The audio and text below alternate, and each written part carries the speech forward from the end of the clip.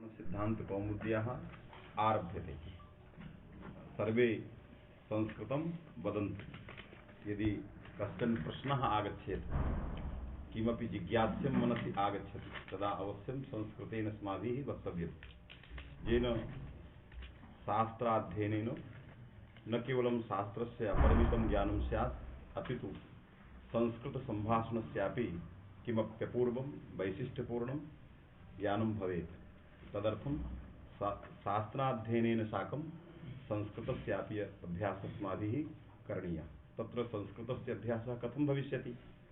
तत्र मध्ये किमपि जिज्ञास्यं मनसि, किमपि तात्पर्यं, कश्चन अभिप्रायः आगच्छति, तदा संस्कृतेन वक्तव्यं। यदि संस्कृतेन अस्माभिः उच्यते, व्यवहारः क्रियते, सर्वोऽपि व्यवहारः संस्कृतमयः स्यात्, तदा अवश्यं महान् अभ्यासः संस्कृतसम्भाषणे भविष्यति, न कश्चन संशयः। इदानीम् आरभ्यते। सूत्रमस्ति वान्तो इ प्रत्यये। वान्तो इ प्रत्यये इति सूत्रं विद्यते। इदानीं यान्त वान्त आदेशानां चर्चा विहिता विद्यते। यान्तादेशानां वान्तादेशानां एचो अयवायावः इत्यस्मिन् सूत्रे द्विविधाः आदेशाः दृश्यन्ते। केचन आदेशाः यान्ताः, केचन आदेशाः वान्ताः। द्विविधाः आदेशाः सन्ति। तर्हि समग्रस्यापि आदेशस्य चर्चा अस्माभिः विहिता। कुत्र? एचो अयवायावः एतत् सूत्र व्याख्यावसरे। इदानीम् आदेशेषु ये वान्ताः सन्ति, इदानीं वर्गीकरणं क्रियते। आदेशाः अयादयः, तेषु अयादिषु आदेशेषु तत्र द्वैविध्यं विद्यते। एकः भेदः यान्तादेशस्य, अपरस्य भेदः वान्तादेशस्य। तर्हि इदानीं यान्तादेशं परित्यज्य वान्तादेशस्य चर्चा क्रियते। क्रमभङ्गो जातः सूत्रव्याख्यावसरे। क्रमः कस्य आदौ आसीत्? यान्तादेशस्य। यतोहि एचो अयवायावः एतत् सूत्रे आदौ अय इति आसीत्, तदनन्तरम् अव आसीत्। आदौ यान्तः, पश्चात् वान्तः। किन्तु एतत् सूत्र व्याख्यावसरे सिद्धान्तकौमुद्यां कश्चन क्रमभङ्गः सञ्जातः। यादृशः क्रमः सूत्रे निर्दिष्टः, तत् क्रमं परित्यज्य इदानीं भिन्नः क्रमः ग्रन्थकारेण आहोषित व्याख्याकृतिः भिन्नः क्रमः इदानीम् आश्रीयते। अतएव सूत्रम् इदानीम् आगतं वान्तो इ प्रत्यये। ज्ञातम? प्रकरणम ज्ञातम न वा? ज्ञात। सभी को आ रहा है? मेरा कहने का मतलब आपको संस्कृत में बोलना है। यदि जो शास्त्र पढ़ेगा वो अवश्य अच्छी संस्कृत बोलेगा, और जो शास्त्र नहीं पढ़ेगा वो संस्कृत बोल तो सकता है, लेकिन उसकी संस्कृत बिल्कुल प्राइमरी की जो संस्कृत होती है वो संस्कृत हो सकती है। संस्कृत में गांभीर्य नहीं रहेगा। और जो शास्त्राध्ययन पूर्वक संस्कृत संभाषण करेगा उसकी संस्कृत समुद्रवत गंभीर होगी, है कि नहीं? तो इसलिए आप सभी मध्य में कोई बात आती है तो आप उसको पूछिए। जितना अधिक आप पूछेंगे, शास्त्र का आनंद और शास्त्र का गांभीर्य उतना अच्छा रहेगा। आप पूछेंगे नहीं तो मेरे मन में जो बातें आएंगी उसको मैं आगे उठा दूंगा, स्वतः की कल्पना रहेगी। तो सूत्र क्या है? वान्तो इ प्रत्यये। इस सूत्र में अत्र सूत्रे त्रीणि पदानि सन्ति, है कि नहीं? वान्तः इति प्रथमान्तं पदम, इति सप्तम्यन्तं और प्रत्यय इति सप्तम्यन्तं। तीन पद सूत्र में है, प्रत्यय, ई और वान्त। जो ई सप्तम्यंत है ये प्रत्यय का विशेषण है। ई जो है क्या है? प्रत्यय का विशेषण। जो सप्तम्यंत प्रत्यय है उसका विशेषण। विशेष विशेषण भाव यद्यपि अर्थों में होता है, पदों में नहीं होता है, फिर भी हमारे ग्रंथकारों ने ऐसा व्यवहार पदों में भी किया है। कहाँ किया है? कहते हैं मात्र शब्दस्य प्रत्येकम योगा। तो यदि शब्द का योग नहीं होता, विशेष विशेषण भाव नहीं होता, तो स्वयं भट्टोजी दीक्षित इस प्रकार के शब्द का उल्लेख क्यों करते? मात्र शब्दस्य प्रत्येकम योगा। तो योग किसका होता है? दो पदार्थों का होता है। विशेष विशेषण भाव किसका होता है? दो पदार्थों का होता है, पदों का नहीं होता है। पद जो है आपस में संबंध नहीं बनाते। किनका किनका संबंध होता है? पदोपस्थित पदार्थों का होता है कि नहीं? फिर भी हम पदों को कह देते हैं ये पद इसमें विशेषण है, ये इसमें विशेष है, कह देते हैं कि नहीं? मात्र जो है वो प्रातिपदिकार्थे में जो है विशेष है। मात्र शब्द का जो होगा प्रातिपदिकार्थे एव, तो प्रातिपदिकार्थे किसमें विशेषण है? मात्र में। तो वहां लिखना चाहिए मात्र शब्दार्थे योगा, प्रातिपदिकार्थस्य कुत्र योगः? लेकिन क्या लिखते हैं? शब्द या मात्र पदार्थस्य योगः लिखना चाहिए, मात्र शब्दार्थस्य योगः। लेकिन क्या लिखते हैं? मात्र शब्द। तो क्यों ऐसा लिखते हैं? और हम लोग क्यों कहते हैं कि ई जो सप्तम्यंत है वो प्रत्यय सप्तम्यंत पद में विशेषण है? ऐसा हम क्यों कहते हैं? हम इसलिए कहते हैं कि हमारे यहाँ पद पदार्थ का तादात्म्य है। किस क्या है? जो चीज पदार्थ में होता है वो पद में भी हो सकता है। यदि पदार्थों का परस्पर योग हो सकता है तो उनके बोधक जो पद हैं उनका भी परस्पर योग हो सकता है कि नहीं? इसलिए मात्र शब्द से प्रत्येकम योग सही है कि नहीं? सही। कोई कहेगा कि यहाँ मात्र शब्दार्थ से लिखना चाहिए, तो कहिए नहीं नहीं, ग्रंथकार बताना चाहता है कि पद और पदार्थ का तादात्म्य होता है। तादात्म्य नहीं अभेद होता है कि नहीं? ऐसा अभेद जो कल्पित है, ऐसा अभेद क्या है? कल्पित, अर्थात अभेद की कल्पना है। तो जब कल्पना है तो हम शब्द का भी योग विशेष विशेषण भाव कर सकते हैं। समझ में बात आ गई कि नहीं? तो ई सप्तम्यंत पुत्र विशेषणम प्रत्यय की सप्तम्यंते पदे, है कि नहीं? है कि नहीं? पदार्थ में तो है ही, लेकिन पद में भी कह सकते हैं। तो ये और अब विचार करना होगा कि यदि ई सप्तम्यंत या शब्द के सप्तमी के एक वचन का रूप है ई, है कि नहीं? या व्यंजन है और व्यंजन वर्ण से क्या आई है? विभक्ति आई है कि नहीं? तो इस ये सप्तम्यंत जो वर्ण है ये जो है प्रत्यय सप्तम्यंत में विशेषण है। दोनों विशेष विशेषण का क्या है वहाँ? तो तादात्म्य है। क्या है? तादात्म्य है। माने ई और प्रत्यय दोनों तादात्म्य ने अभेद है। तादात्म्य अभेद, जैसे नील और घट दोनों क्या है? अभेद है। उसी तरह ई और प्रत्यय दोनों क्या है? अभेद। क्योंकि अभेद कहाँ होता है इसके लिए सामान्य नियम है, समान विभक्त्यंत होना चाहिए। समान वचन होना अनिवार्य नहीं है, समान विभक्त्यंत होना चाहिए। क्या होना चाहिए? समान विभक्त्यंत होना चाहिए। तो समान विभक्त्यंत होना चाहिए, समान विभक्ति होना चाहिए। तो यहाँ पर जो है समान विभक्त्यंत है, ई भी सप्तम्यंत और प्रत्यय भी सप्तम्यंत। क्योंकि किसी दो पदों या दो पदार्थों के अभेदान्वय बोध में समान विभक्त्यंत का होना अनिवार्य है। समान वचनकत्व ही लिखते हैं, लेकिन वेदांत प्रमाणम की स्थिति समान वचनकत्व से व्यभिचरित हो जाती है। क्यों? विभिन्न वचनक है, एक बहुवचन है, एक वचन है, इससे समान वचनकत्व तो कट-पिट जाता है, लेकिन समान विभक्त्यंत रह जाता है कि नहीं? और समानता जो है आनपूर्वी से नहीं लेना है। जो समानता है दोनों की समानता किसी आनपूर्वी से नहीं लेना है। समानता किससे लेनी है? प्रथमात्व द्वितीयात्व से लेना। इधर भी यदि प्रथमात्व हो तो उधर भी प्रथमात्व। जैसे घटसु में नील और घट में, घट के सु में प्रथमात्व है तो नील के सु में भी प्रथमात्व है। आनपूर्वी भिन्न हो जा सकती है, आनपूर्वी में कहीं भेद आ सकता है। बात समझे कि नहीं?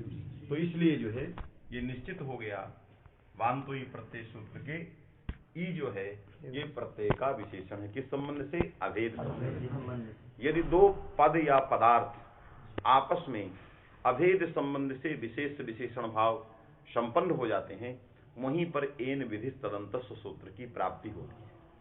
क्या होती है? ये सूत्र प्राप्त होता है। कहां पर होता है?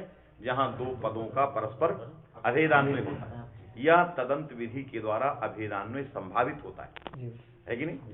अभेदान्वय बनता हो या अभेदान्वय आगे बनाना बन जाए तदंत विधि के द्वारा। तो ई का मतलब क्या होगा? अब तो हो जाएगा यकारांत प्रत्यय। क्या होगा? यकारांत प्रत्यय हो जिसके अंत में यकार हो, ऐसा ही अर्थ होगा। तो यदि यकारांत प्रत्यय परतः ऐसा आदेश करेंगे तो गव्य भी नहीं बनेगा, क्योंकि गव्यम जो गो या है वो यकारांत प्रत्यय नहीं है। वो कौन प्रत्यय है? अकारांत है, क्योंकि यत शब्द का अंतिम कौन था? ता था, और या क्या था? अदंत शब्द है, तो वो अकारांत है, यकारांत प्रत्यय नहीं है। तो नहीं है तो ये सूत्र ही नहीं लगेगा। तो भक्षिते भी लसुने न शांतो व्याधि। हमने सूत्र भी बनाया किसके लिए? गव्यम के लिए, और बन नहीं रहा, क्योंकि इस सूत्र का अर्थ एन विधि तदंतस्थ सूत्र से प्राप्त हो जाएगा यकारांते प्रत्यय परतः।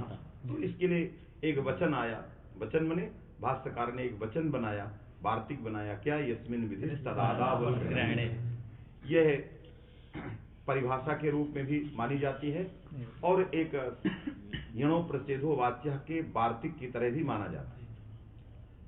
परिभाषा के रूप में इसको कहीं कहीं स्वीकार किया गया, यद्यपि नागेश भट्ट ने अपने परिभाषेंदु शेखर में परिभाषाओं के संग्रह में इसको कहीं जगह नहीं दिया, इसको कहीं जगह नहीं। किसको?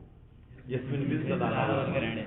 ये पूरी व्याख्यानों से लेकर के अंतिम परिभाषाओं तक में किसी भी प्रकरण में इसको जगह नहीं दिया, क्योंकि नागेश भट्ट के द्वारा संकल्पित जो परिभाषाएं थी और उन परिभाषाओं में जिस प्रकार का परिभाषा तो उनको विवक्षित था वो इसमें नहीं था।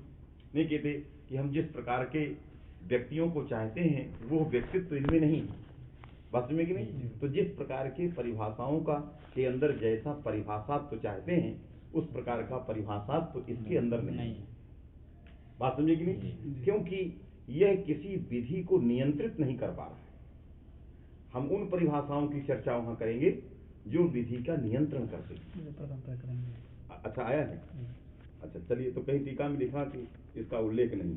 तो जिस प्रकार के परिभाषात्व की चर्चा करना है, क्या करना है? विधि को नियंत्रण करना।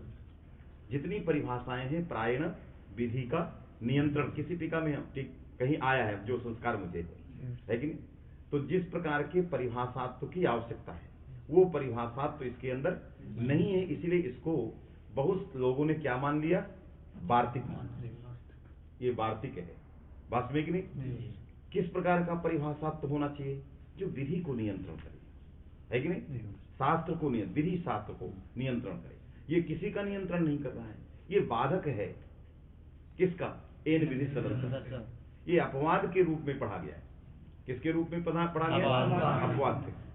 तो ये एक जो संज्ञा सूत्र था, एन विधि तदंतस्थ का जो संज्ञा सूत्र था, उस संज्ञा सूत्र को इस वचन ने क्या किया? बाधा। यदि इस प्रकार के वचनों को परिभाषा मान लें तो यणः प्रसिद्धो वाच्य परिभाषा है। यणः प्रसिद्धो वाच्य क्या है?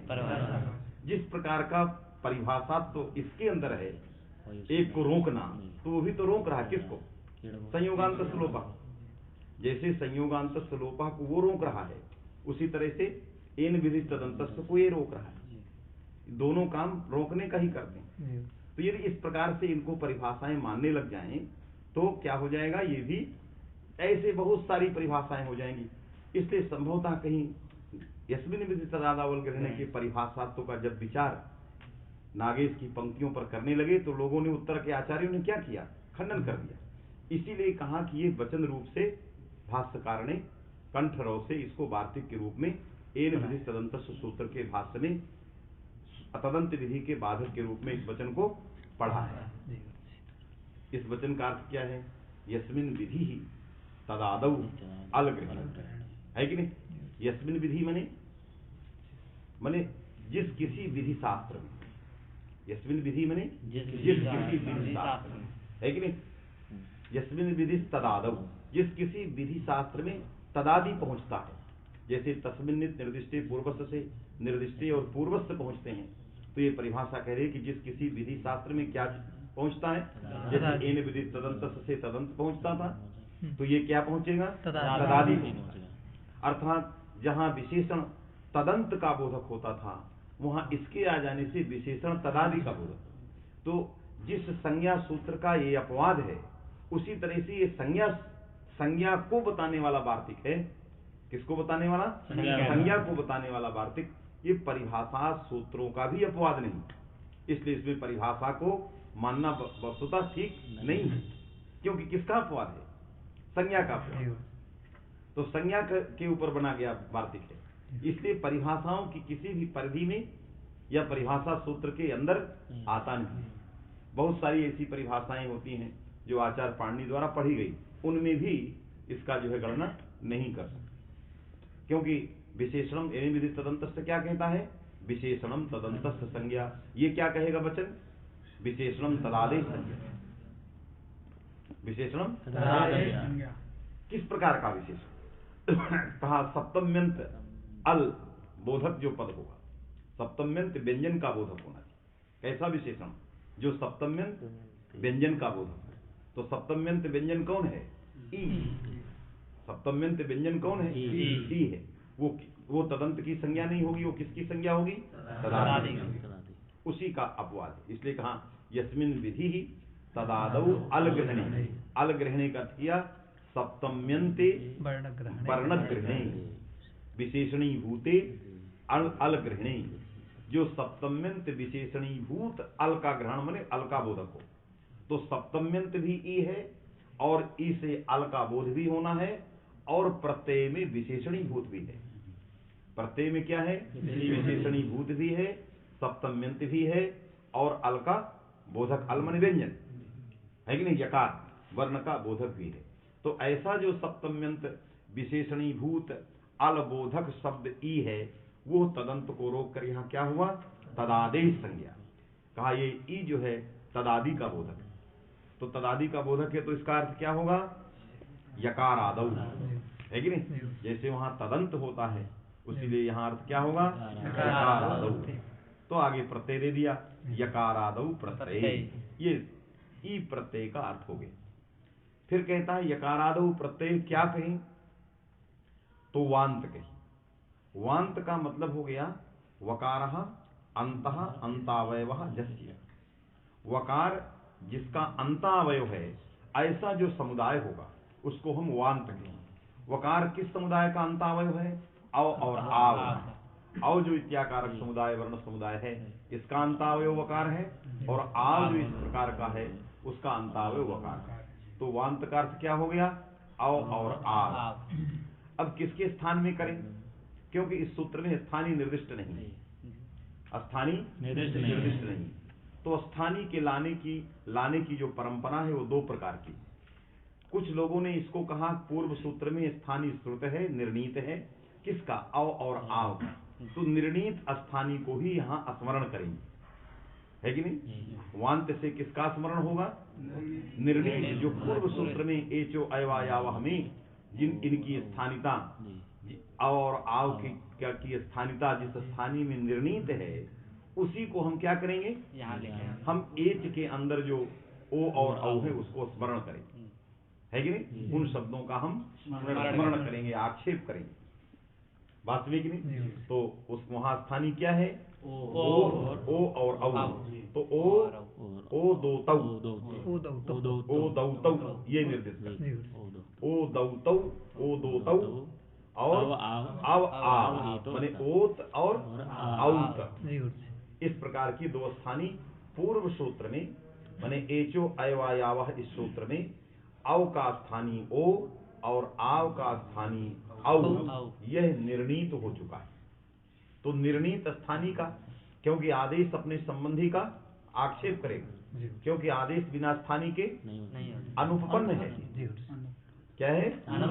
तो उसके उपपादनार्थ क्या करेंगे? स्थानीय को लाएंगे। तो श्रुत स्थानीय निर्णीत स्थानीय का आक्षेप विधिना हम लोग यहाँ ले आए, क्योंकि वहां भी स्थानीय इस रूप में निर्दिष्ट नहीं है। किस रूप में? ओ और औ के रूप में। किस रूप में स्थानीय निर्दिष्ट है? एच के रूप में स्थानीय निर्दिष्ट है कि नहीं? अर्थात षष्ठी किससे आई है? एच शब्द से आई। और षष्ठी जो निर्दिष्ट होता है वही स्थानीय होता है, उसी में स्थानीयता रहती है। नहीं कहते हो? षष्ठी माने स्थानीय के निर्णय में जहां स्थानीयवादादेशों में आया कि स्थानीय किसको कहते हैं? जिससे षष्ठी आती है, या षष्ठी जिससे निर्दिष्ट होता है कि नहीं? षष्ठी प्रकृत्यर्थता अवच्छेदकमेव स्थानिका कहते ही हो कि षष्ठी की प्रकृत्यर्थता का उच्छेदक। तो वहां एक तो ओत तो औत तो ये सब नहीं माने जाएंगे। क्या माना जाएगा? एच तो। इसका मतलब स्थानीय ए ओ आई औ इस रूप में नहीं है। स्थानीय किस रूप में है? एच तो एच रूप में। और उस एच समुदित पद से इनका ये अर्थ है। क्या अर्थ है? ए ओ औ। ये किसका अर्थ है? एच शब्द का। कैसे जाने किसका ये अर्थ है? घट से हम जानते हैं दुनिया के व्यवहार से, हैं एच से ए ओ आई औ अर्थ है, कैसे जाने? हैं? उसके आनपुर भी नहीं, ये कहो हमें आदिरंतेन नहीं बताया है, क्योंकि शक्तिग्रह व्याकरणोपमान, ये एज का शक्तिग्रह व्याकरण कराएगा। यहाँ व्यवहार बाधित है, तो किसने कराया? आदिरंतेन संहिता ने कराया। तो आदिरंतेन संहिता के कारण, क्योंकि उसने एज पद का शक्ति ज्ञान कहाँ कराया? ए ओ आई औ में कराया। एच पदम ए ओ आई औ एतस्मिन् अर्थे शक्तम, है कि नहीं? ये शक्तिग्रह कराया। फिर उसके आगे शक्तिग्रह कराया, एच पदम, है कि नहीं? ए ओ आई औ एतत् सवर्णी शक्तम, ए औ के साथ साथ कहां सकते हैं? इसके सवर्ण में शक्ति है। ये किसने कराया? है कि नहीं? नहीं तो उसकी उपयोगिता समाप्त। तो एच पद स्वसवर्ण में भी सक्त है कि नहीं? स्ववाच्य सवर्ण में भी सक्त है और स्ववाच्य में भी, दोनों में उसकी शक्ति, अर्थात दो प्रकार से उसका शक्तिग्रह, बात में कि नहीं? पहले वाच्य में शक्तिग्रह और फिर वाच्य में शक्तिग्रह, इसलिए सवर्ण में शक्तिग्रह।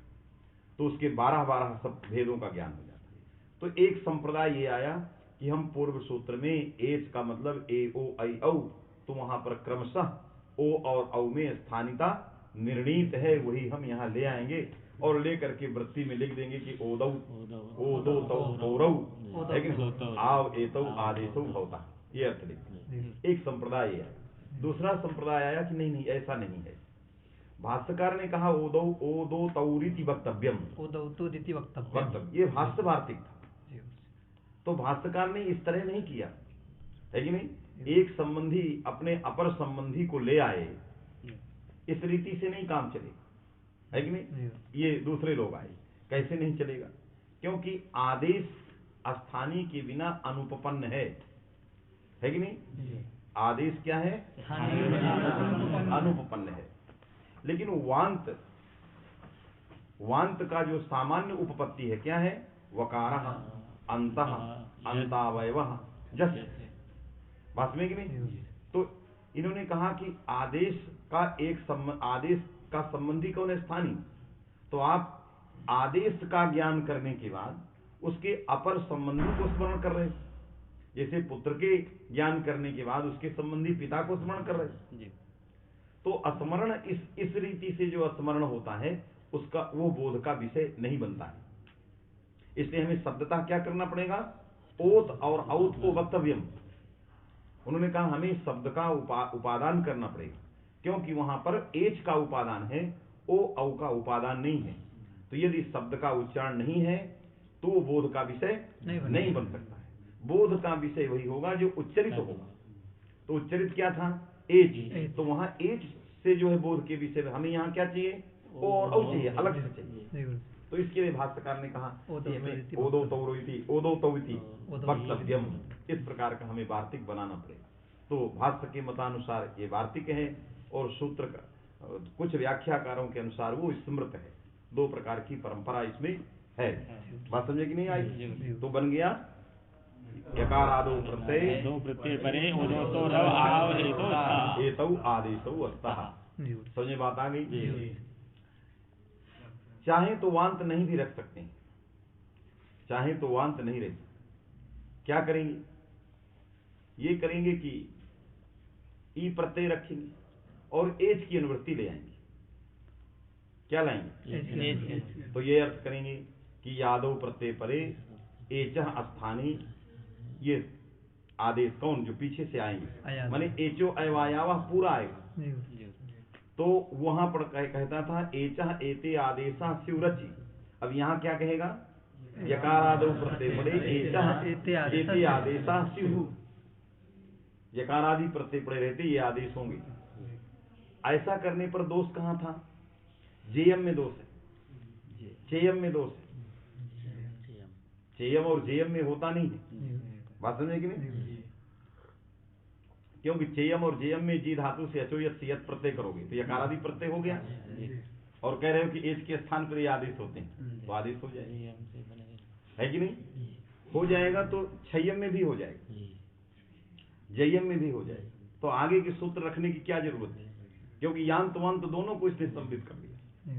तो इसलिए आगे का सूत्र व्यर्थ पढ़ करके बताएगा, यदि किसी भी धातु संबंधी एच को यांतादेश होगा तो केवल छिज्योरेव, माने सक्यार्थी छिज्येरेव, वहां सक्यार्थ को ही प्रवेश कराना। यदि किसी भी, है कि नहीं, धातु संबंधी एच को यकारादि प्रत्यय परे यांतादेश चेत तदा किस प्रकार सक्यार्थे छिज्येरेव, सक्यार्थ में विवक्षित प्रत्यय आदि रहने पर केवल छीजी संबंधी एच को, तो जी संबंधी जो रहेगा सक्यार्थ में है नहीं, योग्यार्थ में है। जेयम और चेयम की प्रत्यय क्या है, योग्यार्थ में, बात में कि नहीं। इसलिए ऐसे यद प्रत्यय रहने पर यह अंतादेश नहीं होगा, समझ में आएगी नहीं, इसलिए काम चल जाएगा। हमें वांत भी रखने की जरूरत, इसलिए भाष्यकार ने वांत का खंडन कर दिया और कह दिया कि ई प्रत्यय यही ठीक था, ऐसा नियम बना करके हटा दिया, बात में कि नहीं।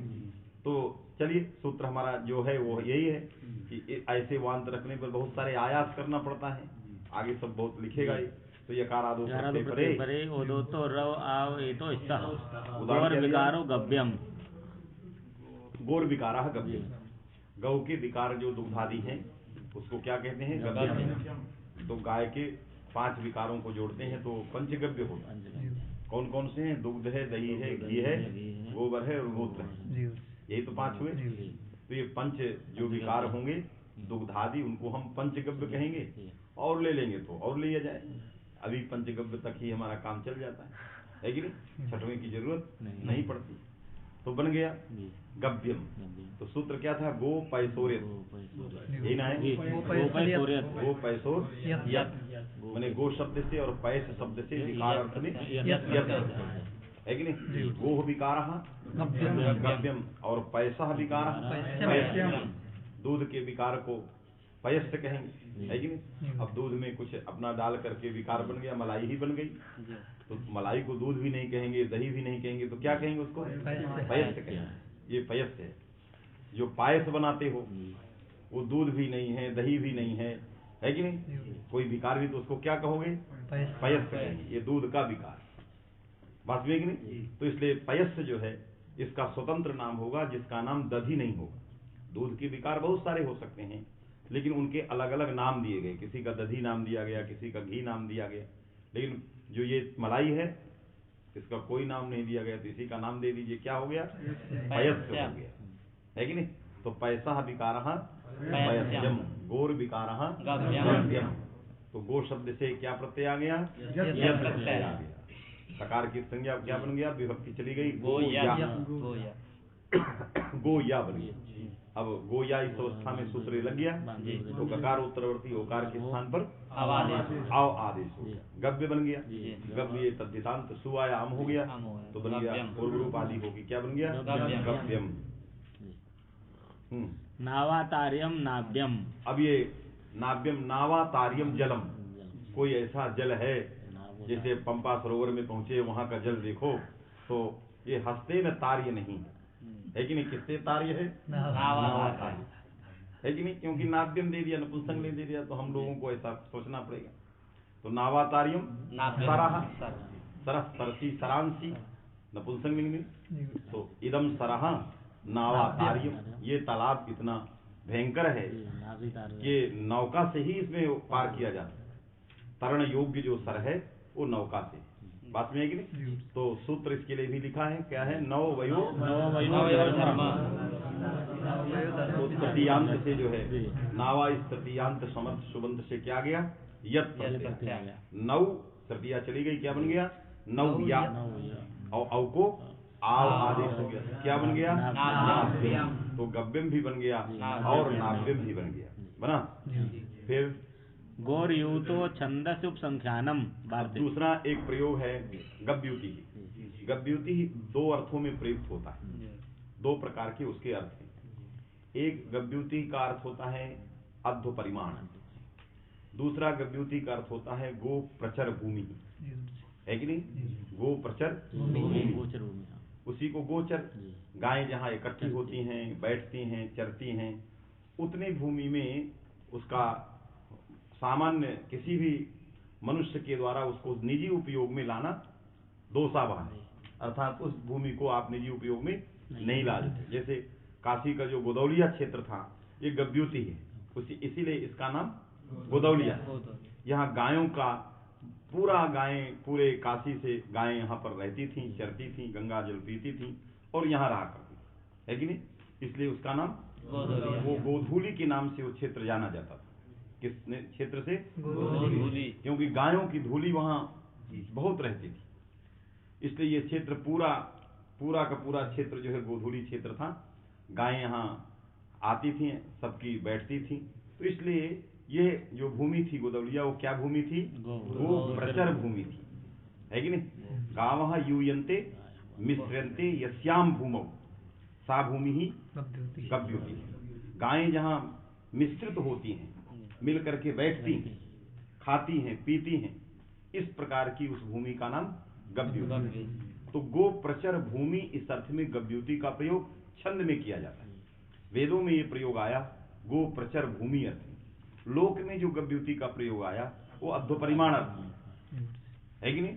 2 कोष के लिए गव्यूति का क्रोश युगम, गव्यूति स्त्री क्रोश युगम, गव्यूति स्त्री क्रोश युगम, माने गव्यूति है स्त्रीलिंग शब्द है और इसका अर्थ है 2 कोष, है कि नहीं? क्रोश युग अर्थ में इसका जो है गव्यूति का प्रयोग कोशकार ने किया। समझ में है कि नहीं? तो 2 प्रकार के अर्थ दोनों भिन्न भिन्न जगहों में। मंत्र का भी उल्लेख कहीं टीका में किया है, बालमनोरमा या किसी ने किया है, उक्षितम मां करके ऐसा कुछ दिया है, देखो क्या लिखा? हाँ मुक्षतम माने आनो मित्रा वरुणा घृतैर गव्यूति मुक्षितम मुक्षतम, ये प्रयोग है, ये मंत्र में आ गया। आनो भद्रा ये मंत्र था, इस मंत्र में गव्यूति शब्द का प्रयोग वेद में किया गया। और वेद भाष्यकार जो वेदों के भाष्यकार हैं उन्होंने इसका अर्थ किया गो प्रचर भूमि। बात में कि नहीं? लिखा नीचे गव्यूति गो प्रचर भूमि ही। हाँ, गव्यूति ही गो प्रचर भूमि थी वेद भाष्यकार। गावो यूयन्ते मिश्रन्ते अस्याम इति अधिकरणे युदातो कितनी गावः यूयन्ते मिश्रन्ते यस्याम भूमौ अधिकरणे 3 प्रत्यय इति वेद क्यों बाहुल्यकात् या बहुलम छन्दसि सूत्रात् अधिकरणे 3 प्रत्ययः बहुलम छन्दसि सूत्रात् बहुलम छन्दसि। बात में कि नहीं? तो बहुलम छन्दसि सूत्र से जो है यहाँ अधिकरण में 3 प्रत्यय, क्योंकि 3 प्रत्यय व्याकरण में भाव में आता है। किसमें आता है? भाव में। यहाँ किस अर्थ में आ गया? अधिकरण में। कैसे आ गया? तो यदि लोक में होता तो हम बाहुल्यकात् कहते, लेकिन ये छंद में आया है तो इसको क्या कहोगे? छन्दसि बहुलम। छंद में सारे कार्य ऐसे ही होते हैं, है कि नहीं? जैसे शक्ति का प्रयोग आता है, शक्ति माने शक्यन्ते असंभवानि कार्याणि अनया, असंभवानि कार्याणि शक्यन्ते यया सा शक्ति। करणे 3 प्रत्यय, क्यों? अब लोक में है तो बाहुल्यकात्, छंद में है तो छन्दसि बहुलम जहां प्रयोग। तो इस तरह के बहुत सारे जो प्रयोग आते हैं उनके लिए दूसरे व्याकरण की जरूरत पड़ती है। इसलिए यूयन्ते मिश्रन्ते गावः यस्याम भूमौ यू मिश्रणा मिश्रणयो, है कि नहीं? यू धातु मिश्रण और अमिश्रण दोनों अर्थों में प्रयोग की जाती है। इसलिए यूयन्ते माने मिश्रियन्ते गावः यस्याम भूमौ, जिस भूमि में गायें इकट्ठा होती है, एकत्रित होती है। मिश्रण तो उनका मिश्रण का मतलब क्या है? अब चने को सरसों में थोड़ी यहाँ मिलाना लेकिन यहाँ मिला नहीं। अरे मिश्रण माने मिश्रणम सामीप्य रूपम, यहाँ का मिश्रण क्या है? सामीप्य है, एक दूसरे के समीप बैठे, है कि नहीं? जैसे बटे गावा सेरते, तो कोई बट में चढ़ जाएगा? अरे बट समीपे सेरते नहीं कहेंगे। बट वृक्ष में सोती हैं गाय, तो बट वृक्ष में चढ़ के सोएंगे अर्थात समीपे सेरते। उसी तरह मिश्रणते का मतलब ही है कि मिश्रण माने एक दूसरे के ऊपर चढ़ नहीं जाना, है कि नहीं? या परस्पर जो है मिला लेना ऐसा नहीं है। मिश्रण का मतलब यही है कि एकदम सामीप्य है कि नहीं। तो इसलिए बन गया गो प्रचर भूमि। ये व्याख्या जो है अधिकरण में 3 प्रत्यय घटित व्याख्या वेद भाष्यकार ने लिखा वेद भाष्यकार भट्ट भास्कर। तो वेदों के टीकाकार जो भट्ट भास्कर है उन्होंने इस प्रकार की व्याख्या जो गव्युति शब्द आया वेद में उसकी किया। समझ में कि और अध्व परिमाण हमारा क्रोश कोश है। स्त्री गव्युति स्त्री क्रोश एवं इत्यमरा। तो अमर कोशकार ने गव्युति की ऐसी व्याख्या की। तो जो गव्युति लौकिक प्रयोग था अध्व परिमाण अर्थ में, अध्व परिमाण वाचक गव्युति शब्द उसके लिए वार्तिक है अध्व परिमाण। और जो गो प्रचर भूमि वाचक गव्युति है उसके छंद के अलग है। तो छंद के लिए अलग और अध्व परिमाण के लिए अलग दो वार्तिकों का स्मरण ग्रंथकार ने किया। बात में कि नहीं। हाँ पढ़े। गौरयुतो छंदस उपसंख्यानम। गौरयुतो छंदस उपसंख्यानम है कि नहीं। उपसंख्यानम माने संख्यायते परिगण्यते ज्ञायते अनेनिति संख्यानम तस्य समीपम उपसंख्यानम है कि नहीं। संख्यायते ज्ञायते परिगण्यते है कि नहीं। परिचयते अनेन जिसके द्वारा परिचय होता है कि नहीं। किसके द्वारा गव्युति के वांत का परिचय होता है। सूत्र द्वारा वांतों का परिचय कौन करा रहा है। सूत्र। तो संख्यान कौन हुआ सूत्र। अब तस्य समीपम इदम तस्मात् इदम वार्तिकम उपसंख्यानम। इसलिए वार्तिक सूत्र के समीप में होने से इस वार्तिक का नाम उपसंख्यान है कि नहीं। माने सूत्र समीपे पठितमिदम अर्थात ये सूत्र के समीप माने सूत्र कुक्षि प्रविष्ट है सब। ये सूत्र से अतिरिक्त कुछ नहीं है। वास्तविक नहीं। तो संख्यायते ज्ञायते इति अनेन संख्यानम संख्यानस्य समीपम संख्यानम माने सूत्रम। संख्यान का अर्थ होता है सूत्रम। अतस्य समीपम उपसंख्यानम माने वार्तिकम। तो गौरयुतो छंदसी इति वार्तिकम। गौरयुतो छंदसी ये वार्तिक। क्यों सूत्र समीपे पठितत्वात् सूत्र से निर्गत होकर सूत्र के समीप में है। वास्तविक नहीं। तो सूत्र के समीप में क्या है गौरयुतो छंदसी बस यही अर्थ। वास्तविक नहीं। गौरयुतो छंदसी माने ये वार्तिक है वचन है। तो उपसंख्यानम का मतलब है सूत्र समीपस्थ है सूत्र कुक्षि प्रविष्ट है सूत्रानुमोदित है सूत्र भिन्न नहीं। समझ में बात आ गई। अर्थात छंदसी यूतौ गोः वान्तादेशस्य है कि नहीं। वान्तादेशस्य विधानम सूत्रेण बोध्यम। तो कथम बोध्यम। तो उसमें ई प्रत्यय के साथ यूतौ जोड़िए। उसमें क्या जोड़िए यूतौ जोड़िए और छंदस भी जोड़िए। तो इसका सूत्र के समीप में ये जोड़ता जा रहा है कथन करता जा रहा है उसका ज्ञान कराता जा रहा है कि नहीं। माने वांतो ही प्रत्यय यूतौ छंदसी और अध्व परिमाणे च उसी के आगे। तो सब ये सूत्र के समीप में इतने शब्द जो है पढ़ना है। छंदसी यूतौ छंदसी वो तो आएगा ही माने गोः यूतौ छंदसी और अध्व परिमाणे च ये सब सूत्र के ही निकले हुए अंश हैं। इससे छंद में गकारोत्तरवर्ती ओकार को क्या आदेश होता है आव आदेश होता है। समझ आएगी नहीं। तो बनेगा गव्युति गो युति। यू धातु से 3 प्रत्यय हो गया। यू धातु ह्रस्व उकारांत थी लेकिन निपातनात् दीर्घ होगा। सूत्र है निपातन में यूति हेति कीर्ति में यूति दीर्घ उकारांत पढ़ा दे। भगवान पाणिनि ने अपने सूत्र में युति का जब निर्देश किया तो दीर्घ उकार निर्देश। केन सूत्रेण दीर्घ हो गया तो कोई सूत्र नहीं था किंतु भगवान पाणिनि ने निर्देश पढ़ दिया है तो हम उसी को प्रमाण मान करके क्या करेंगे दीर्घ करेंगे। इसलिए पाणिनि को प्रमाण मान के आज शिष्ट पुरुष शिष्ट आचार्यों को प्रमाण मान के जो कार्य बिना सूत्र के कर दिया जाता है उसी का नाम निपातन है कि नहीं। इसलिए निपातना दीर्घ हो गया तो क्या बन गया युति। अब गो युति तो क्या बन गया गव्युति ही माने गवाम युति ही गो युति। यहाँ ये जो युति है भूमि है किसकी है? गायों की है। इससे समास है, क्योंकि असमस्त निर्विभक्ति गो प्रयोग नहीं हो सकता। तो पहले युति ही बन गया, फिर समास है। गवाम युति ही, इयम युति ही, इयम भूमि ही गवाम वर्तते। ये जो भूमि है किसकी है? गायों की। इसमें किसी सामान्य मानव का अधिकार नहीं है। इसलिए जो लोग प्राचीन काल में गायों की जमीनों को अपने निर्देश में लिखा लिया, उनके कुल के कुल नष्ट हो गए। इसलिए कभी भी गोचर भूमि को, गाय के पीने वाले जल की भूमि को कभी भी किसी अधिकारी से कह के भी नहीं लिखाना चाहिए। वो कहे भी कि हम लिख देते हैं, तो कहे नहीं नहीं ये हमें नहीं चाहिए। जिन लोगों ने लिखाया, हमने बहुत देखा, जिन लोगों ने गायों की पोखरी को, गायों के भूमि को पड़ी रहती थी पहले, आप देखो अब इस समय तो जमीन है ही नहीं, पहले पड़ी रहती थी, 100-200 बीघे गायों के लिए छोड़ा जाता था। तो वो सब लोगों ने कर लिया, बहुत नुकसान में चले गए, है कि नहीं? जैसे गोदौलिया में सब बेच डाले, नहीं वो पड़ा होता सब, आप लोग सब गायें रखते वहीं बैठती सब, है कि नहीं? चलिए, तो बन गया गव्युति ही। फिर क्या है? अधो परिमाणे च गव्युति। अध्व परिमाण वाचक भी गव्युति है।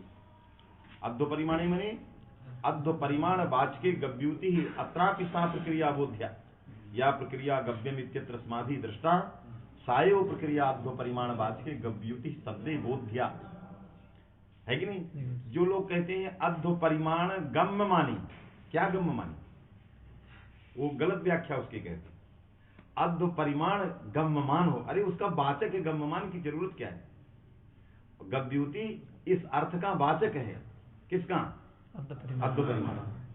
इस प्रकार की जो आनपूर्वी है, गव्युति की जो आनपूर्वी है, वो आनपूर्वी अध्व परिमाण की वाचिका है कि नहीं? इसलिए अध्व परिमाणी गम्यमानी, ये जिन किसी लोगों ने व्याख्या किया, वो वस्तुतः सिद्धांत भंग है, वो ठीक नहीं। क्योंकि अध्व परिमाण गम्यमान जानते हो, जैसे ऐसे नाक दबाना तो ऐसे दबा लो वैसे गम्यमान है। अरे सीधे से एक बढ़िया काम चल रहा, प्राणायाम करो तो सीधे से चल रहा है कि नहीं चल रहा जी? फिर क्या ऐसे ऐसे हाथ, एक पंडित जी को देखे तो ऐसे ऐसे 20 बार पूजा, अरे फूल चढ़ाना तो ऐसे ऐसे क्या चढ़ाओ हमने उनसे पूछा कि आप हाथ टेढ़ा करके फूल क्यों चढ़ाएं? कहे वो श्री विद्या में ऐसे चढ़ाया जाता है।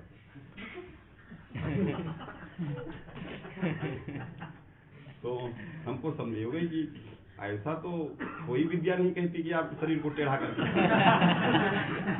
अरे हम तो माला निकाले भगवती के सामने, हम भी माला निकाले, जल छिड़के हर माले में, क्योंकि लोगों से आया है, और सीधे भगवती को पहनाए, प्रार्थना, है कि नहीं? अब ऐसे ऐसे वहां करें, हाथ ऐसे ले जाए तो एतत् सर्वम नाटकीयम वर्तते। इसलिए वहां गम्यमान नहीं है। अध्व का परिमाण, अध्वन परिमाणम, अध्व परिमाणम, वो गम्यमान नहीं है, वो साक्षात वाचक है। गम्यमान कहते हैं द्योतन को। गम्यमान कौन होता है? जो पदार्थ द्योतित होता है, जो पदार्थ द्योतित है वो गम्यमान होता है। और जो पदार्थ सीधे, पूरी गम्यमान हो सकती है, कहीं दूसरे बगल के पड़ोस में महक रही हो तो आपको द्योतित हो रही है, लेकिन आपका वो प्राप्तव्य नहीं है, सीधे नहीं है। तो पूरी पड़ोस में महकती हो तो गम्यमान है, और भंडारा चल ही रहा हो तो वाच्य है सीधे तो अध्व परिमाण इसका वाचक है, गम्यमान नहीं। आप देखे होंगे हिंदी वालों ने, तमाम व्याख्याकारों ने अध्व परिमाण गम्यमान रहने पर, तो अध्व परिमाणी सप्तमी दिया, माने अध्व परिमाण वाचके गव्युति शब्दे सा प्रक्रिया बोध्या, अर्थात अध्व परिमाण वाचक गव्युति शब्दे, है कि नहीं? वांता देश साध, अध्व परिमाण वाचक गव्युति शब्द में वांतादेश साध। कैसे जान गए? हम लोग चले आ रहे हैं प्रवेशिका से लेकर पढ़ते पढ़ते, गम्यमान सुनते सुनते, और वर्तमान संदर्भ में बहुत लोग अभी कह रहे हैं। जब आप बारीकी से ग्रंथ पढ़ोगे तब पता लगेगा कि ये गम्यमान नहीं, क्योंकि नागेश भट्ट ने एक पंक्ति लिख दिया जिससे हमको पता लगा। ये लिखा कि यहां पर आनपूर्वी भंग के कारण, आनपूर्वी भंग के डर से यहां वकार का लोप नहीं होता। आन पूर्वी भंग भिया गव्युत में लोपः साकल्य से वकार का लोप या हलि सर्वेशाम से वकार का लोप नहीं होता। आन पूर्वी भंग से क्या हानि हो जाएगी? तो कहा वाचकत्व तो हानि होगी। उन्होंने कहा इससे हानि क्या होगी? क्योंकि कोई भी आन पूर्वी किसी के वाचक में प्रमाण होती है। कंबुग्रीवाद मदर्थ अर्थ के वाचक में किस प्रकार की आन पूर्वी प्रमाण है? घ अटा ये आन पूर्वी प्रमाण, दूसरी आन पूर्वी इसमें काम नहीं करेगी। तो अध्व परिमाण जो वाचक है, अध्व परिमाण रूप जो अर्थ है, इस अर्थ के वाचन में किस प्रकार की आन पूर्वी है? ग इस प्रकार की जो बात समझे कि इसी को क्या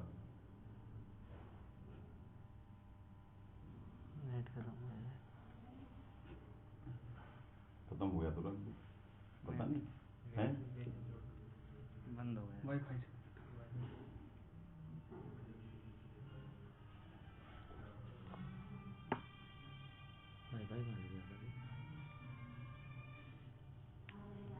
चलो, तो नागेश भट्ट ने जो लिखा कि आन पूर्वी भंग भिया, सबका अपना अपना मत था। उन्होंने एक बहुत बड़ा मत दे दिया कि किसी भी शब्द के अर्थबोधन में उसकी आन पूर्वी भी कारण है कि नहीं?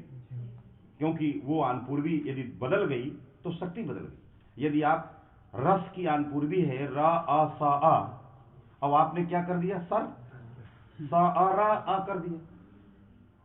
तो आन पूर्वी की कारणता न होती, केवल वर्ण ही सभी ऐसे होते, तो वर्ण तो सर में भी है, वही वर्ण है जो वर्ण रस में थी। तो रस का जो क्रम था रा आ सा आ का, वो किसी दूसरे अर्थ का संकेत कर रहा है, और सर का जो वही वर्ण थे केवल रखने में उल्टा पलटा हो गया, तो वो दूसरी अर्थ को कह रहे हैं। दीन की आन पूर्वी भिन्न और नदी उसी का। खास अब सखा, खास को उलट दी तो क्या हो जाएगा? अब सखा को उलटिए तो यहां अर्थ में भेद नहीं हो रहा है, क्योंकि खास डकैती वाला शब्द है और सखा ईमानदारी वाला शब्द। यहां भी अर्थ में अंतर है। कहते हैं बड़ा खास आदमी, इसको ठग लो ठग लो, ये बड़ा खास। कह देते हैं गुरुजी हमारे बड़े खास हैं। अब जब खास कह दिया तो हम संशय में आ गए। और जब ये कहेंगे ये मेरे सखा हैं, कितना अच्छा भाव आता है। जब कृष्ण को अर्जुन ने कहा ये मेरे सखा है कि नहीं? सखा मान करके गीता सखेति मत्वा, मैं इनको खासेति मत्वा नहीं करूं, नहीं तो दोनों के बीच में ठगन तो शुरू हो जाए। तो ये बात शब्दों की आन पूर्वी का बड़ा महत्व है कि नहीं? नहीं तो सब बदल जाता है इधर। इसलिए दुनिया में सखा शब्द चला गया। युग के अनुसार काल ऐसा कालखंड आया कि लोग सखा कहना खत्म कर। अब सखा केवल हमें शास्त्रों का एक पारिभाषिक शब्द रह गया। कोई कालखंड ऐसा था, चाहे वो द्वापर का रहा हो या जो भी रहा हो, हम जब शास्त्र पढ़ते हैं तो हम लोग सोचते हैं कि कैसा कालखंड रहा होगा जहां जिसको सखा बना लिया गया, सख्य भाव हो गया, तो वहां वंचना उस शब्द से झलकती ही नहीं। लेकिन ऐसा कालखंड आया कि उलट गया, आन पूर्वी बदल गई, तो उसका अर्थ भी बदल गया। जहां ईमानदारी से उसकी मदद करने की बात थी, वहां बड़ी ईमानदारी से उसको ठगने की बात थी। एकदम विपरीत अर्थ में चला जाता। चलो मिला दे बहुत खास आदमी, इसका मतलब है कि ठग जाएंगे, कुछ लेगा तभी करेगा काम, क्योंकि खास है। बात समझे कि नहीं? तो ये तो नागेश भट्ट ने बहुत लोग को देखा और देखने के बाद की गव्युति की आनपूर्वी भंग हो जाएगी, और जब आनपूर्वी ही बदल जाएगी, वकार हट गया तो क्या हो गया? आनपूर्वी दूसरी हो गई, वर्ण हट गया वो, तो अध्व परिमाण वाचकत्व तो नहीं रहेगा। नहीं कोई कह देता भंग हो जाने दीजिए, आनपूर्वी भंग, दोष क्या था भंग हो जाने? तो दोष यही था कि इसमें अध्व परिमाण वाचकत्व समाप्त हो जाए, तो वहां वाचकत्व शब्द का प्रयोग कर। तो वाचकत्व शब्द का जब प्रयोग कर दिया तो हमारी व्याकरण की परंपरा क्यों कह रही है अध्व परिमाण गम्य मान रहने? बात समझे कि नहीं? माने अध्व परिमाण वाचक गव्यमान नहीं, अध्व परिमाणी वाच्य। वाच्य। अध्व परिमाण वहां सप्तम में अर्थ निर्देश है, कर्मणि द्वितीया की तरह। अर्थ प्रथमा प्रातिपदिकार्थ की तरह, जहां जहां अर्थ का निर्देश सप्तमी है कि नहीं। अध्व परिमाणी अर्थे वाच्ये गव्यूति शब्द साध, बात समझे कि नहीं। तो इसलिए जो है कभी भी इसका अर्थ ये नहीं करना अध्व परिमाण गम्यमान रहने पर गकार उत्तरवर्ती ओकार के स्थान पर अ आदेश होता है, बात समझे कि नहीं। गम्यमान शब्द वहां के लिए बिल्कुल ठीक नहीं। चलिए, तो गव्यूति दोनों पक्ष में बन गया, लोक पक्ष में भी बन गया और छांदस जो शब्द था उसमें भी बन गया। गव्यूति युति युति इत्यादि ना युति शब्दों ने बाध्यता। अब देखो गव्यूति में जब स्त्री क्रोश युगम आया था तो ये नहीं बताया कि कौन प्रत्यय कैसे होगा, बात में कि नहीं। गव्यूति एक ऐसा शब्द बता दिया कि वहां किसी भी प्रकार के प्रकृति प्रत्यय का अक्षौणी की तरह है। किसकी तरह है, माने अक्षाणाम ओहिनी ये भी करेंगे लेकिन उनका अर्थ नहीं करेंगे। अन्य रथ रथांतरम ये विग्रह करेंगे लेकिन उसका अर्थ भिन्न रथ नहीं करेंगे, साम ही करेंगे। तो हम ये करेंगे, इसको गो गवाम युति सब करेंगे, युति सब करेंगे लेकिन उनका अवयवार्थ नहीं लेंगे। क्या लेंगे, केवल समुदायार्थ लेंगे, केवल स्त्री क्रोश युगम यही अर्थ लेंगे, बात समझे कि नहीं। इस अर्थ यह अर्थ वेदों में तात्पर्यार्थ नहीं बता रहा था, वहां दूसरा अर्थ लेना था उस प्रसंग में, इसलिए जो है उसकी दूसरी व्याख्या हुआ। तो वेद में यह शब्द व्युत्पन्न था, वेद में क्या था, वहां अवयवार्थ ग्रहण किया गया है और लोक में अवयवार्थ रहित समुदायार्थ का ग्रहण किया। इससे पारिभाषिक शब्द का प्रयोग किया अध्व परिमाण, जो उसके किसी भी अवयवार्थ से नहीं निकल सकता है कि नहीं। अक्षरों को तर्क करने वाली सेना ये निकल गया कि परिमाण विशेष विशिष्टा सेना ये नहीं निकल सकती, इसलिए उसका समुदायार्थ ही लेना, बात समझ आएगी नहीं। तो बन गया गव्यूति। आगे वान्तः इत्यत्र बकारांत गौरयुतो बकारात, ठीक से पढ़िए। वान्तः इत्यत्र बकारात, वान्ता इत्यत्र बकारात, गौरयुतो इत्यत्र छकारात वा पूर्वभागे लोपो व्योर्बल, पूर्वभागे लोपो व्योः इति लोपेन बकारा प्रश्लिष्यते। हाँ, पूरा पढ़ जाइए, पूरा पढ़ जाएंगे तो आपका उच्चारण भी अच्छा हो। चलिए प्रश्लिष्यते आगे। तेन तेन श्रूयमाण बकारांत आदेश स्यात्। हाँ, श्रूयमाण वान्तादेश स्यात्, बकारो न लुप्यते इति यावत्, है कि नहीं। कहा ये एकदम निष्कृष्ट बता रहा हूँ, बिल्कुल माने सिद्धांत पक्ष कहा बता रहा। क्या संदेह क्या था, संदेह ये था कि गव्यम में पहले वकार का लोप क्यों नहीं हुआ, नाव्यम में वकार का लोप क्यों नहीं हुआ। लोपा साकल्य से अवर्ण से उत्तर जो यकार वकार उसका लोप होता है, अस पड़े रहते, बात में कि नहीं। तो अस में आ गया है यकार, उसके पड़े रहते वकार का लोप प्राप्त है। तो गव्यम और नाव्यम में भी यही संदेह था, लेकिन वहां इस प्रकार का संदेह इसलिए नहीं किया कि अंतर्वर्तनी विभक्ति को मान करके प्रत्यय आदि था, इसलिए यजिभम से वहां भा संज्ञा हो गई। क्या हो गई, भा संज्ञा। तो भा संज्ञा हो जाने के कारण पद संज्ञा का बाद हो गया। तो वकार तो है लेकिन पदांत वकार नहीं।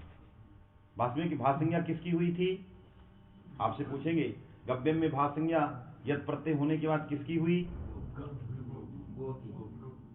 किसकी हुई, गो की हुई। क्या पड़े रहते, गस। अंतर्वर्तनी विभक्ति मान कर, अंतर्वर्तनी विभक्ति मान करके जो भा संज्ञा है हो गई, तो भत्व के विषय में पदत्व का बाद है, अर्थात पद संज्ञा नहीं है। जब पद संज्ञा नहीं होगी तो भा संज्ञा कौन बचा, विभक्ति लोप होने के बाद गो बचा।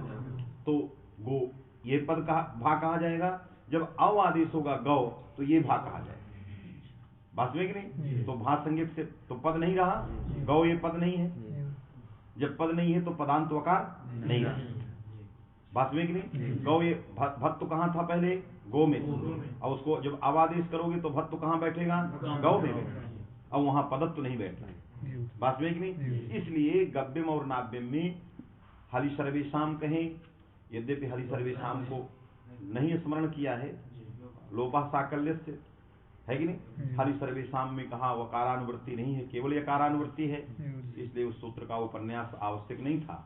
लेकिन लोपः साकल्य सूत्र में यकार वकार दोनों पढ़े जाते हैं, इसलिए यहाँ वकार का लोप प्राप्त था। लेकिन लोप का वारण भत्वेन जो है वारण कर दिया, अर्थात भत्वेन पदत्व का आवाज हो जाने से लोप नहीं हुआ। बात समझे कि नहीं। और गव्युति में दूसरा गो की भाषंज्ञा यतमान की भी है। यदि अंतर्वर्तनी विभक्ति चली गई, अंतर्वर्तनी विभक्ति जो है कथितांत होने से सुपो धातु प्रातिपदिक से चली गई, तो यतमान के क्या होगा। यत कौन प्रत्यय है, यादि प्रत्यय है। बात में नहीं, यच में दोनों आते हैं, यकार आदि और अजादि। तद अव्यवहित पूर्वत्व विशिष्ट गो था, तो अंतर्वर्तनी विभक्ति मान के पदत्व और ऐसे लगाए, और यत मान के भत्व, तो भत्व से पदत्व का बाद हो। अब गव्युति में प्रत्यय नहीं है। कौन प्रत्यय, युति धातु का है, कोई प्रत्यय नहीं। बात में कि नहीं, इससे प्रत्यय न होने से भत्व जो है नहीं प्राप्त है। और अंतर्वर्तनी विभक्ति मान करके गो क्या है, पद है, तो पद हो गया गो। तो आवादेश करोगे तो पद कौन होगा, गव। पद का अंत कौन हो गया, वकार। बल क्या पड़े हैं, अस क्या पड़े हैं, यकार। तो अस पड़े रहने पर वकार का लोप प्राप्त है। उस वकार के लोप को वारण करने के लिए दीक्षित जी ने एक उपाय कर रहे हैं। यह उपाय नागेश भट्ट को स्वीकार्य नहीं है, लेकिन दीक्षित जी जो कर रहे हैं उसको ये बता रहे हैं, है कि नहीं। ये कह रहे हैं कि यहाँ एक ऐसा काम करेंगे कि वांतोय प्रत्यय में एक विशेषण देंगे।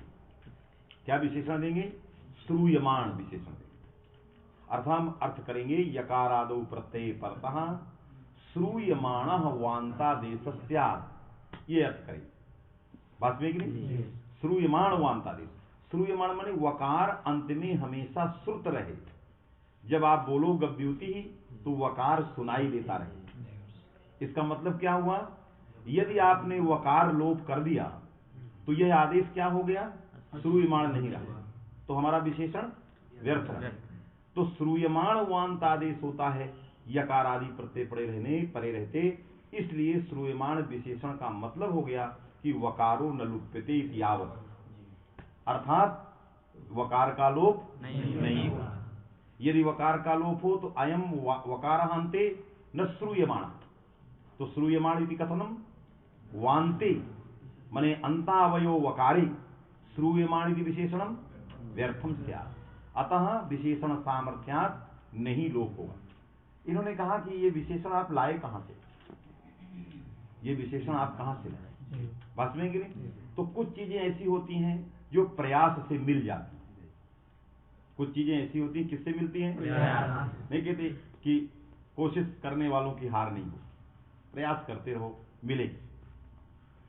तो प्रयास करना, और इस प्रकार के प्रयास शास्त्रों में बहुत जगह किए गए हैं। जैसे आप दादेर धातुर्घा पढ़ते हो तो उसकी वृत्ति में क्या पढ़ते हो, उपदेशे दादेर धातुर हस्त पदार्थ। उपदेशे कहां से, ये तो 8वां अध्याय का सूत्र है। और उपदेशे जन्नासिक प्रथमाध्याय, प्रथम से सीधे छलांग लगा देगा कि जो 8वें तक चला जाए है। तो लेकिन लिख दिया उपदेश, विशेषण दे दिया। कैसी दादी धातु होना चाहिए, औपदेशिक दादी होनी चाहिए। क्या कैसी धातु होनी चाहिए, औपदेशिक। क्योंकि संप्रति दादी हो जाए लेकिन औपदेशिक उसमें दादित्व तो न रहे, इस वहां पर यह सूत्र नहीं लगेगा। जैसे दाम लिट, दाम लिक नहीं बन सकता, क्योंकि दाम लिह नाम की धातु है क्यजंत, क्यथ प्रत्यांत दाम लिह नाम की धातु है और दादी है, क्योंकि दकार आदि में है उसके, तो संप्रति उसमें दादित्व है, लेकिन उपदेश में ये तो बाद में बन गई। उपदेश में क्या थी, वो दाम अलग था, लिह धातु थी, उसमें दादित्व था नहीं, बात में कि नहीं। तो हमें औपदेशिक दादित्व चाहिए, तो दाम लिट में औपदेशिक दादित्व नहीं है। अदुह में जब लंग लकार लाए और अट का आगम आपने कर दिया तो क्या बना अदुह, अदुह में दादित्व नहीं। संप्रति इस समय अदुह में दादित्व क्या है, इस समय अजादित्व बैठा है, दादित्व नहीं है, लेकिन औपदेशिक अट के पहले उसमें था। ये उपदेश का बहुत बड़ा प्रयास था, लेकिन आया कैसे, तो दीक्षित जी ने एक प्रयास किया, दादी इति आवर्तते, दादी ही थी, कहा दादी की आवृत्ति करेंगे। दादेह दादे, क्या करेंगे? एक प्रयास करने, माने दादी जो दादी, क्या कहना चाहते हो? एक ही दादी से काम दूसरी दादी किया, तो कहा वो दादी औपदेशिक दादी का उपलक्षक है। एक दादी से काम चल जाता, दूसरी दादी क्यों लाए? इसलिए लाए कि सामान्य दादी नहीं लेना है। कैसी लेना है? औपदेशिक लाना है। एक प्रयास किया कि नहीं? प्रथम जो विशेषण था दादी, विशिष्ट दादी, तो प्रथम विशेषण देने की क्या जरूरत थी? तो विशेषण इसलिए दिया कि विशेषण के सामर्थ्य से पहले वाले दादी का अर्थ क्या कर दिया? उपदेश। ये रीति सूत्रों में अपनाई गई है, वही यहां करने जा रहा है। थोड़ा भिन्न है उससे, आवृत्ति न करके प्रश्लेष कर रहा है। अरे चाहता कि वांत की आवृत्ति कर देता, क्या करता? दादी की तरह यहां भी कह देता वांत वांत, बनाएगा वही, लेकिन आवृत्ति नहीं किया, नहीं कर देता वांत इति आवर्तके, और एक वांत का अर्थ क्या करता? श्रूयमान। जैसे उपदेश किया है श्रूयमान, सारी समस्या इतना नहीं करना पड़ा, रास्ता वही था, थोड़ा व्याख्या का भिन्न रास्ता हो गया। इन्होंने कहा वहां वकार का प्रश्लेष है, अर्थात वांतोई प्रत्यय में एक व और है, किसके पहले? वकार के, वहां पर बना हुआ है। तो बना है तो क्या होगा उसका मतलब? का उसका मतलब होगा वांत। वांतोई प्रत्यय सूत्र का स्वरूप क्या है? वांतोई प्रत्यय, ऐसा पाणिनि ने लिखा। ये कह रहे हैं, पाणिनि ने तो वहां लिखा नहीं है, लेकिन कह रहा ऐसा है, उसके पेट में एक वा है। कहां चला गया? कहा वहां पर लोपो व्योर्बली सूत्र के द्वारा वकार का लोप हो गया है कि नहीं? क्योंकि बल पड़ में है तो वकार का लोप होता है, तो वकार का लोप हो गया है, तो प्रश्लेष है, लेकिन वकारो लुप्यते, समझ में कि नहीं? तो लुप्त वकार है। जब वह किसमें विशेषण है? कहा वांत में विशेषण है, तो विशेषणत्वात् पहले वाले वा में क्या होगा? तदंत विधि हो जाएगी। तो अर्थ क्या बनेगा? वांतः वांतः।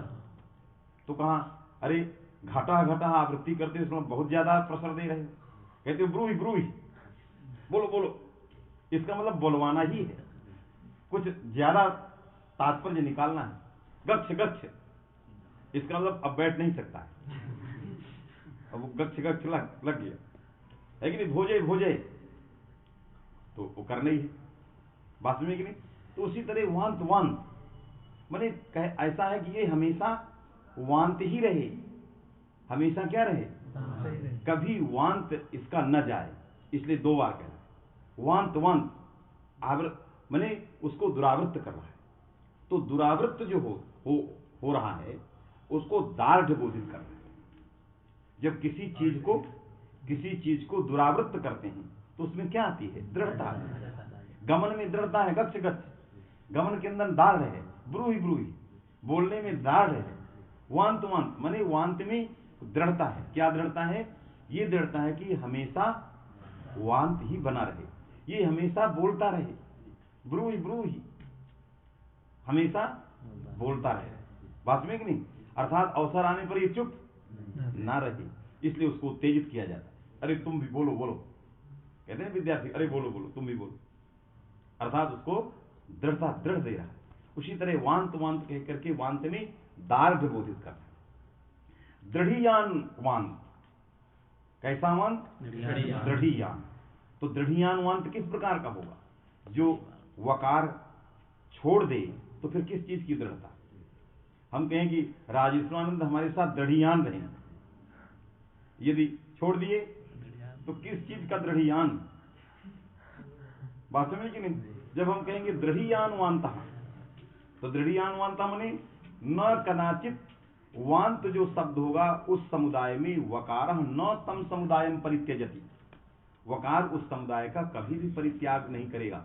यदि कर दिया इसका मतलब उसके साथ उसकी दृढ़ियान मैत्री नहीं, बात में कि नहीं? वो वंचक हो जाएगा। तो इसलिए जो है उसका फलितार्थ कथन है, इसीलिए यावत लगाया। फलितार्थ कथन क्या है? श्रूयमाण। श्रूयमाण का मतलब कभी भी अदृश्य न हो, हमेशा हमारे कर्ण गोचरीभूत होता रहे, कानों में सुनाई देता है। और यदि अदर्शनम लोपा हो गया तो क्या सुनाई दे? बात समझे कि नहीं? तो इसलिए जो है वकार का लोप कह रहा है नहीं हुआ। एक प्रयास ये किया इन्होंने कि गव्युति में वकार का लोप नहीं, क्योंकि यही वांत जाता है कहाँ, अद्व परिमाणे सब में, यहां भी जाता है कहां पर, गोरियों तो छंदस में। छकारात चाहे यहां रखो चाहे वहां रखो, बात वही है। छकारात का मतलब क्या हुआ, छकार के पहले जो वांत है, छकार के पहले क्या है, गोरयुतौ छंदसी, माने गोरयुतौ वांत छंदसी, उसमें जो वांत थे वहां भी वकार का प्रश्लेष करके छंद में भी गव्युति को हटा सकते हैं, माने वकार का लोप नहीं हुआ। कथम भूतः वान्तः छंदसी आदेशः वान्तः श्रूयमाणः अद्व परिमाणे अर्थे वाच्ये गव्युति शब्दे कथम भूतः वान्त आदेशः श्रूयमाणः। वास्तविक नहीं, तो सूत्र का प्रयास समस्त वार्तिकों में भी है, इसलिए जो है वकार का लोप नहीं हुआ। ये प्रयास दीक्षित प्रयास है कि नहीं, ये प्रयास इनका है। चलिए पढ़िए। वान्तः इत्यत्र बकारात् गोर्यूतो इत्यत्र छकाराद् वा पूर्वभागे लोपो व्योर्वलि इति लोपेन बकारा प्रश्लिष्यते, तेन श्रूयमाण बकारान्तः आदेशः स्यात्। समझ में आया? बकारो न लुप्यते इति यावत्, माने इति अंतिमम तात्पर्यम, वकारो न लुप्यते माने कहा ये मेरा अंतिम जजमेंट है, अब इसके बाद इसमें कुछ किया नहीं जाता, पूरा फलितार्थ निकाल दिया। समझ में बात आ गई? इससे वकार का लोप नहीं हुआ। धातोस्तन्निमित्तस्यैव दूसरा सूत्र है धातो हो, बंद कर दे, जल्दी है आज, इतने रखें।